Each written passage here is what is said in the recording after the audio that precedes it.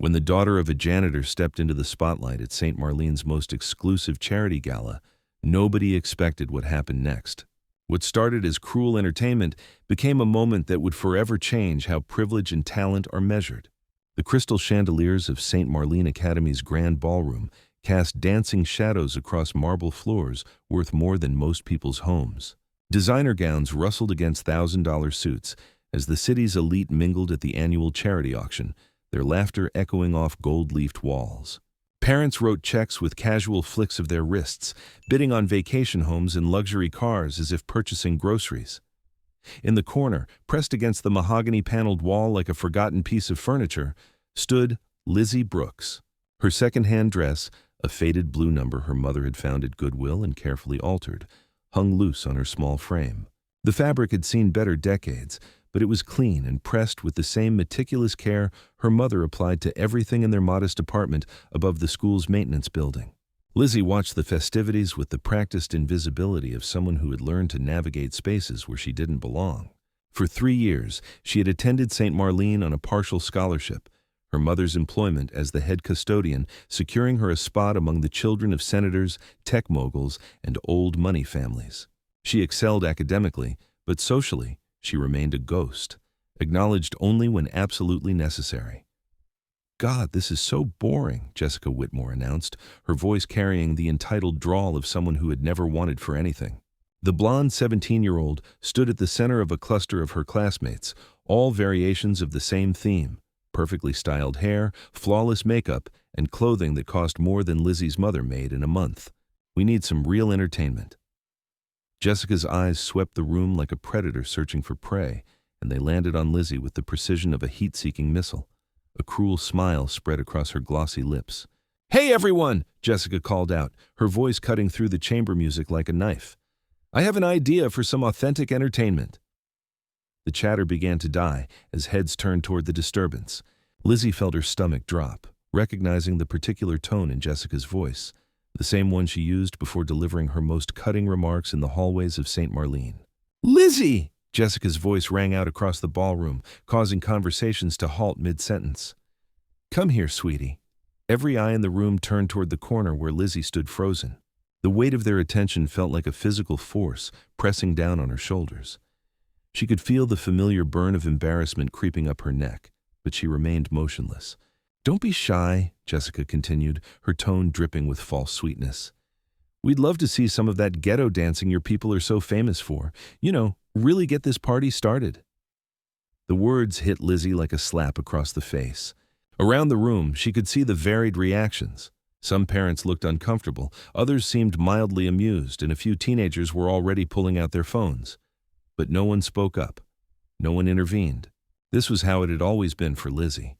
She existed in the spaces between their world and her own, never fully belonging to either. At school, she was the scholarship kid whose mother cleaned their bathrooms. At home, she was the girl who spent her days surrounded by wealth she would never possess. But what none of them knew, what Lizzie had never shared with a single soul at St. Marlene, was where she went every evening after her homework was finished. While her classmates attended tennis lessons and equestrian clubs, Lizzie took 3 buses across town to Miss Elena's dance studio, a cramped space above a laundromat in the Arts District. Miss Elena Vasquez had been a principal dancer with the National Ballet before an injury ended her career. Now she taught anyone who had the passion to learn, regardless of their ability to pay. She had discovered Lizzie 2 years ago, sitting on the studio's fire escape, watching through the window with hunger in her eyes.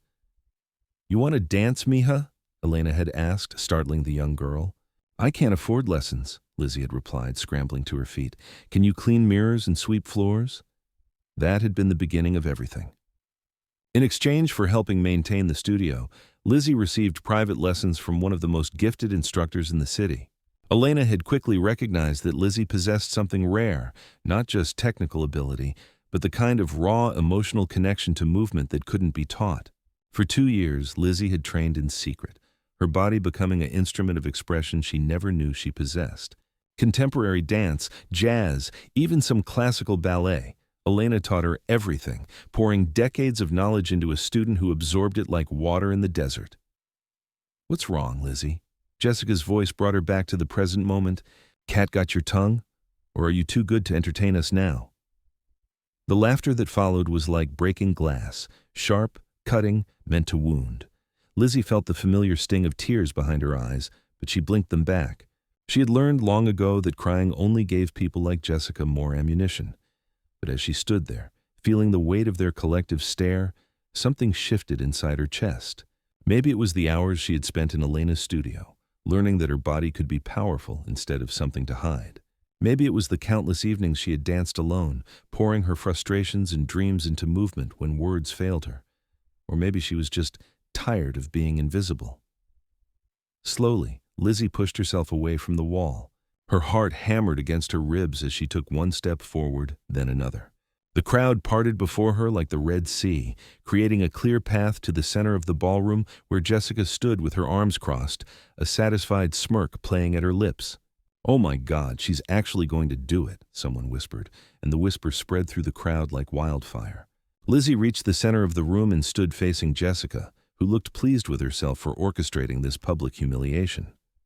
Around them, phones were raised, ready to capture whatever embarrassing display was about to unfold. "Well," Jessica said, gesturing broadly, "we're waiting for the show." For a moment, Lizzie didn't move. She stood perfectly still in the center of the marble floor, her mother's carefully altered dress hanging loose around her small frame. The room held its collective breath, waiting for the entertainment to begin. Then Lizzie closed her eyes and listened. The string quartet in the corner was playing something classical and boring, meant to provide background ambiance rather than inspiration. But underneath it, Lizzie could hear something else, the rhythm of her own heartbeat, the whispered conversations, the rustle of expensive fabric, the clink of champagne glasses. She opened her eyes and looked directly at Jessica. "Could you ask them to play something else?" Lizzie said quietly. Jessica's eyebrows shot up. "Excuse me?" "The music," Lizzie said, her voice steady despite the tremor in her hands. "Could you ask them to play something with more soul?" The request was so unexpected that Jessica actually looked taken aback. She had been expecting tears or stammering, or maybe Lizzie to run away entirely. She hadn't been expecting a request for better music. Okay, Jessica said, clearly thrown off her script. She gestured to one of the adults nearby. "Daddy, can you ask the musicians to play something more urban?" The request made its way to the string quartet, who looked as confused as everyone else. After a brief consultation, the violinist nodded, and they began a jazzier arrangement, something with actual rhythm and feeling. Lizzie closed her eyes again and let the music wash over her. In her mind, she was back in Elena's studio, with its scarred wooden floors and mirrors that had seen decades of dreams and disappointments. She could hear Elena's voice. "Don't dance for them, mija. Dance for yourself. Dance for everyone who told you that you couldn't." When the music shifted into its groove, Lizzie began to move. What happened next would be talked about for years to come. Lizzie didn't dance like a teenager at a school dance, all awkward limbs and self-consciousness. She didn't perform the stereotypical moves Jessica had been expecting. Instead, she moved like liquid mercury, her body finding the spaces between the notes that most people never even heard. She started small, just a sway of her hips that seemed to pull the rhythm out of the air. Then her arms joined in, creating lines and curves that turned her second-hand dress into flowing poetry. Every movement was deliberate, controlled, yet somehow looked effortless. The room went dead silent. This wasn't the amateur dancing of a high school student. This was something else entirely. Professional, nuanced, beautiful. Lizzie's body told a story without words, speaking in a language that transcended the barriers of class and privilege that usually divided the room. She spun, and her dress flared around her like water. She extended into lines that would have made a Bolshoi prima ballerina weep with envy. Contemporary dance merged seamlessly with Afro-jazz influences, creating something entirely unique yet completely accessible. Parents who had been chatting about stock portfolios found themselves stepping closer, drawn by something they couldn't name. Teenagers who had been ready to laugh stood with their mouths open, phones forgotten in their hands. Jessica's smirk had vanished entirely. She stood frozen, watching as the girl she had tried to humiliate transformed the space around her into something magical. But Lizzie wasn't done. As the music built to its crescendo, she began to incorporate elements that spoke directly to her own story. Her movements became sharper, more angular, expressing the frustration of being overlooked, the pain of being dismissed, the strength required to survive in a world that didn't want her. She dropped low to the ground, her body seeming to fight against invisible chains, then exploded upward in a leap that defied gravity. When she landed, it was with the grace of someone who had learned to find beauty in struggle, power in persistence. The piece Elena had choreographed for her told the story of transformation, of a caterpillar emerging from its cocoon, not as a butterfly, but as something fiercer, more resilient. Every line of Lizzie's body spoke of rising above circumstances, of refusing to be defined by other people's limitations. As the music reached its final notes, Lizzie's movement slowed, becoming more intimate, more vulnerable. She extended her arms toward the crowd, not in supplication, but in offering, as if to say, "This is who I am. This is what you missed while you were looking through me." When the last note faded into silence, Lizzie stood perfectly still in the center of the ballroom, her chest rising and falling with controlled breaths. For a moment, no one moved. No one spoke. Then someone began to clap. It started slowly, one person, then another. But within seconds, the entire ballroom erupted in applause, not the polite, obligatory clapping of a charity auction, but genuine, thunderous appreciation. Parents who had never noticed Lizzie's existence were on their feet. Teenagers who had spent years treating her as invisible were staring at her with newfound respect. Through the crowd, a man was making his way toward the center of the room. Tall and lean, with silver hair and intense dark eyes, he moved with the distinctive grace of someone who understood movement intimately. Several people recognized him and whispered excitedly to their companions. Brian Keller, the renowned choreographer whose work had graced Broadway stages and international dance festivals, had been attending the charity auction as a favor to an old friend. He had been prepared for a boring evening of small talk and overpriced wine. He had not been prepared for this. "Excuse me," he said, his voice carrying easily through the still applauding crowd. "Miss Brooks," Lizzie said quietly, her voice steady despite the adrenaline coursing through her system. "Lizzie Brooks." "Miss Brooks," Brian said, extending his hand, "my name is Brian Keller. I wonder if we might have a conversation." The whispers that rippled through the crowd were audible now. Everyone knew who Brian Keller was, and everyone understood what this moment meant. Lizzie began, then stopped. She looked around the room at all the faces staring at her, some amazed, some ashamed, some calculating. Her eyes found Jessica, who stood pale and shocked among her friends. "I'd like that," Lizzie said, taking Brian's offered hand. "Wonderful," Brian smiled. "I think you might be exactly what I've been looking for. Have you ever considered a career in professional dance?" The question hung in the air like a benediction. Around the room, phones that had been raised to capture a moment of cruelty were now recording something entirely different, the birth of a star. By the next morning, the video had already begun its journey across social media platforms.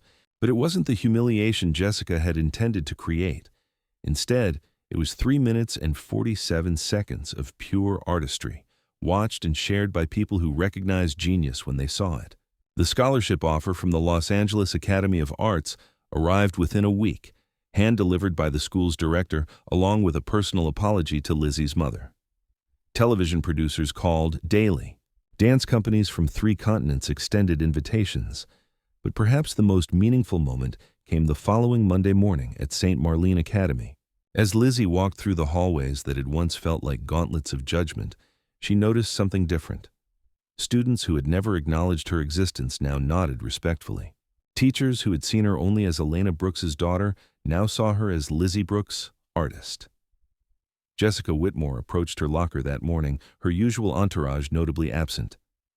"Lizzie," she said quietly, "I owe you an apology." Lizzie looked at her for a long moment, remembering the cruel smile, the cutting words, the intention to humiliate. But she also remembered Elena's lessons about grace, about rising above, about transforming pain into something beautiful. "Thank you," Lizzie said simply. "I accept your apology." Jessica nodded, looking genuinely remorseful. "For what it's worth, what you did that night, it was incredible. I had no idea." "Most people don't," Lizzie replied, closing her locker. "They only see what they expect to see." As she walked away, Lizzie thought about the journey that had brought her to this moment. From the fire escape outside Miss Elena's studio to the marble floors of St. Marlene's ballroom, she had learned that talent could bloom anywhere, that dignity couldn't be purchased, and that sometimes the most powerful response to cruelty was simply to show the world who you really are. The girl who had once pressed herself against walls to avoid notice now walked down the center of the hallway, her head held high, her future bright with possibility. She had learned that being underestimated wasn't always a disadvantage. Sometimes it was simply the prelude to a more spectacular entrance.